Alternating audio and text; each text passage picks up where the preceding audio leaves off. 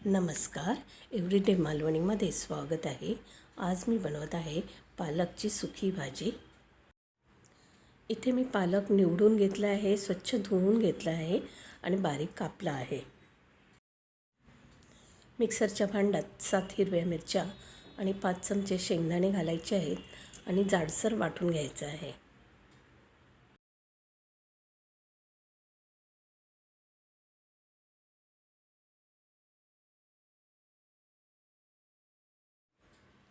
गरम कढाईमध्ये 5 चमचे तेल घालायचं आहे.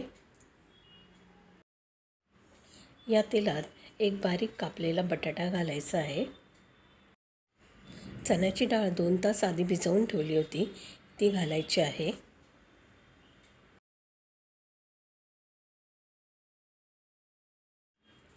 झाकण ठेवून 5 मिनिटांसाठी शिजू द्यायचं आहे. 5 मिनिटांनंतर बटाटा आणि चण्याची डाळ शिजली आहे.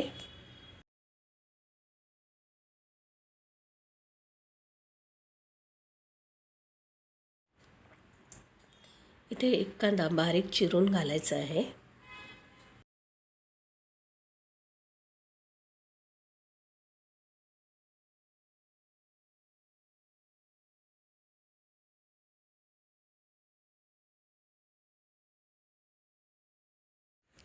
कांदा हलका गुलाबी झाल्यानंतर अर्धा चमचा हळद आणि 1 चमचा मीठ घालायचं आहे.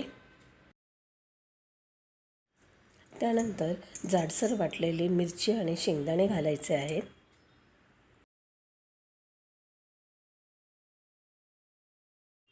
दोन मिनिट चांगलं भाजून घ्यायचं आहे.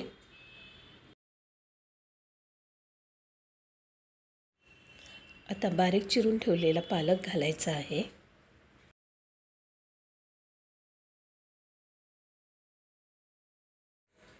थोडा पालक घातल्यानंतर चमच्याने हलवून घ्यायचा आहे. पालक लगेच नरम पडतो आणि आपल्याला बाकीचा पालक घालायला जागा होते.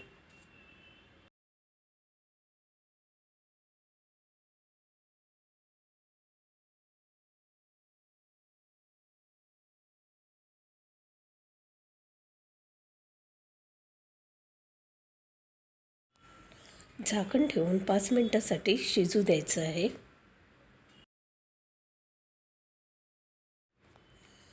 झाकण काढून भाजी चांगली परतून घ्यायची आहे.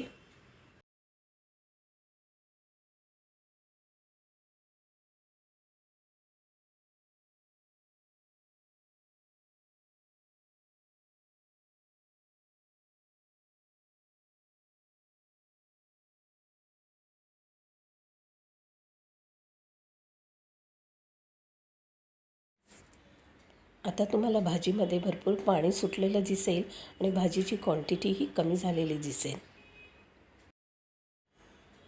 पुन्हा 5 मिनिटं झाकण ठेवून शिजू द्यायचं आहे. 5 मिनिटांनंतर भाजी चांगली शिजली आहे, पण त्यात थोडं पाणी शिल्लक आहे, ते आपल्याला सुकू द्यायचं आहे. आता झाकण ठेवायचं नाही. अगदी छोटासा गुळाचा खडा घालायचा आहे. हा छोटासा गुळाचा खडा आपल्या भाजीची चव खूप वाढवणार आहे. आता 4 चमचे ताजं खोवलेलं खोबरं घालायचं आहे.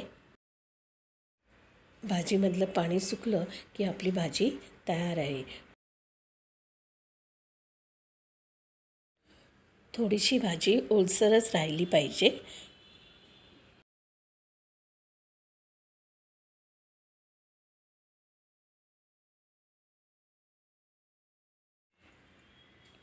दोन 3 मिनिट बिना झाकणचं शिजू दिल्यानंतर आपली टेस्टी पालकची भाजी तयार आहे. तुम्हाला माझी रेसिपी आवडली असेल, लाईक, शेअर आणि सबस्क्राईब नक्की करा.